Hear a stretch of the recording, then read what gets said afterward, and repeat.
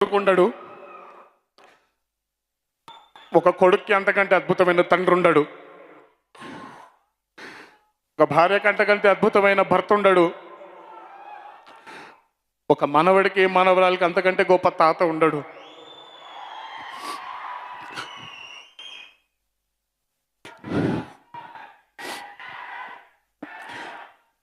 బ్రతికి ఉన్నంత వరకు ఎన్నిసార్లు నాకు ఆయనకి చెప్పాడో నాకు తెలుసు. ఆయన నాన్న మనం ఏదో చాలా గొప్పవాళ్ళం అని కాదు,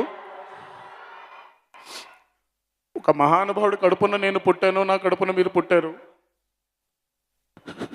ఆ రోజు నుంచి ఈ రోజు వరకు అందరినీ మోసుకెళ్ళేది వీళ్ళే.